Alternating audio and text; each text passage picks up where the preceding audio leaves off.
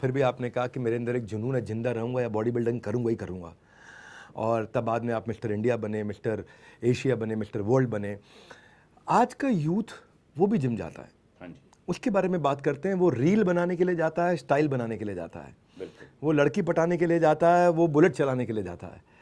तो टीनेजर जो आज आपको सुन रहा है जितेंद्र जी, और वो आपकी जैसी बॉडी बनाना चाहता है और फिटनेस में आगे बढ़ना चाहता है, उसको आप क्या एडवाइस देंगे? तो सबसे तो युवा देश है, तो युवा सबसे ज़्यादा हैं, वही हमारे देश की पहचान भी हैं।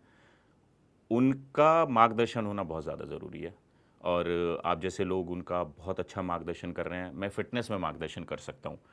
तो फ़िटनेस में मार्गदर्शन यही कर सकता हूँ कि सबसे पहली बात तो आपके पास पर्पस होना चाहिए। मैं जिम अगर जा रहा हूँ तो वज़न कम करने के लिए, वज़न बढ़ाने के लिए, बॉडी बनाने के लिए, फ्लेक्सिबिलिटी इंप्रूव करने के लिए, स्ट्रेंथ इंप्रूव करने के लिए, स्टैमिना इंप्रूव करने के लिए क्या?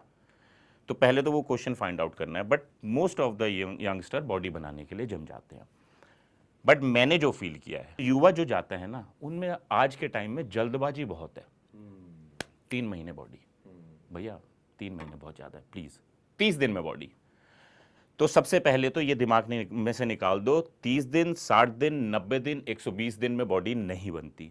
ठीक है, मेहनती आप सब हो, ठीक है, क्योंकि मैं जिम में देखता हूँ सब युवा बहुत मेहनत करते हैं और मैं उनकी मेहनत का कायल हूँ।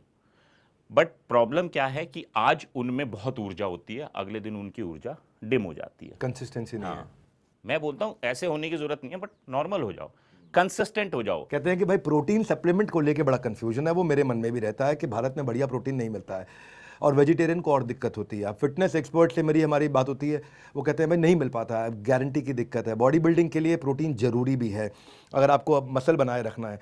मैंने क्या किया पर्सनली, जो मैंने अपनी लाइफ में किया, भाई मेरा आज 26-27 किलो वजन कम हुआ है, लेकिन इस समय वजन कम करने के बाद मैंने मसल नहीं गिरने दिया, मैंने फैट गिराया, खाली केवल फैट गिराया है। और वो बड़ा जरूरी है। कई बार वजन कम हो जाता है तो पता चला भाई 25 किलो में उसका 15 किलो तो मसल ही चला गया है। तो मसल बचा करके रखा, फिटनेस पे काम करता रहा। पर ये मेरे मन में सवाल आता है और हमारे व्यूअर्स के मन में सवाल आता होगा कि मैं प्रोटीन वेजिटेरियन सोर्स में कहाँ से लूँ, कैसे लूँ? चलो, इससे एक बहुत अच्छी बात याद आ गई कि ये जो जितने लोग सुबह आके ट्रेडमिल पे भागते रहते हैं, भागते रहते हैं, भागते रहते हैं, वो पतले तो होते नहीं है।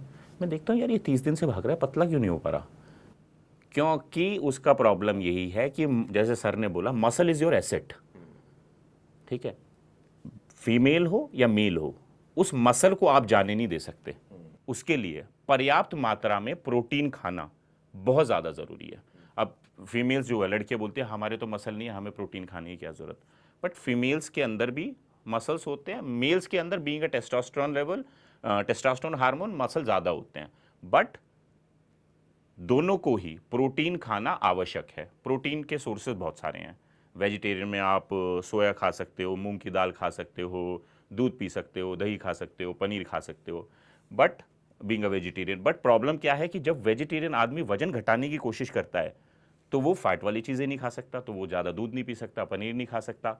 तो उस कंडीशन में उसकी प्रोटीन की रिक्वायरमेंट पर डे की कम ना हो जाए तो हम इंट्रोड्यूस करते हैं वे प्रोटीन को, कि आप वे प्रोटीन पी सकते हो। बट जागो ग्राहक जागो, वो तो कब से हम जाग चुके हैं।